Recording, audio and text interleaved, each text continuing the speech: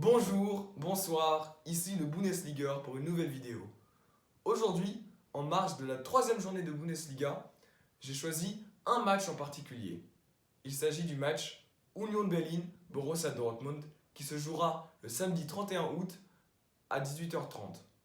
Pour Union, il s'agit d'enchaîner à domicile après avoir obtenu leur premier point en Bundesliga la semaine dernière.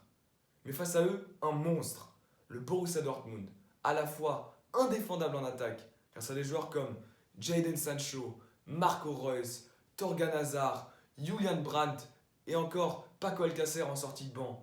Un milieu solide composé de Thomas Delaney et Axel Witsel, ou une défense impénétrable avec Manuel Akanji et Mats Hummels de retour au BVB cette année. Bref, Dortmund est archi favori et doit gagner s'ils veulent conserver leur avance par rapport au Bayern. J'ai encore une petite anecdote aussi par rapport au match. Neven Subotic, le défenseur central légendaire du BVB au début des années 2010, est de retour en Allemagne, mais cette fois-ci à Union. Il jouera donc contre son club de cœur. Mais revenons à Union Berlin. C'est un club avec une histoire vraiment atypique qui vaut le détour. Avant la construction du mur, il n'y a pas grand-chose à dire. Ce n'était qu'une petite équipe. Mais, une fois le mur construit et le régime communiste mis en place, le club a gagné de plus en plus d'ampleur.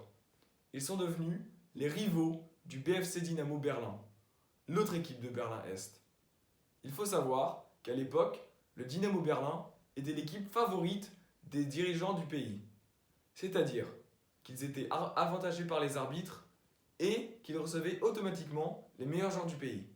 C'est comme ça que le Dynamo Berlin a pu devenir pendant 12 années consécutives champion d'Allemagne de l'Est. Tout le contraire d'Union Berlin, dont les supporters venaient de la classe moyenne ou étaient des ouvriers. Lors des derbys contre le Dynamo, les supporters de l'Union Berlin scandaient Die Mauer muss weg, c'est-à-dire le mur doit tomber. Quand le mur de Berlin est effectivement tombé en 1989, suivirent de longues années pour l'Union Berlin en seconde division. Mais tout changea en mai 2019. En s'imposant contre le VfB Stuttgart à l'occasion des matchs de relégation, l'Union Berlin put enfin accéder à la Bundesliga. Les images qui montrent les supporters de l'Union Berlin envahir le terrain dès le coup de sifflet final témoignent de l'amour fou qu'ils vouent à leur club.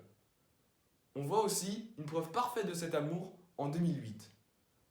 Alors que le club n'a plus assez d'argent pour rénover leur stade, plus de 2000 supporters prêtent main forte à leur club et rénovent le stade bénévolement, permettant ainsi à leur club de rester en seconde division et d'économiser plusieurs millions d'euros.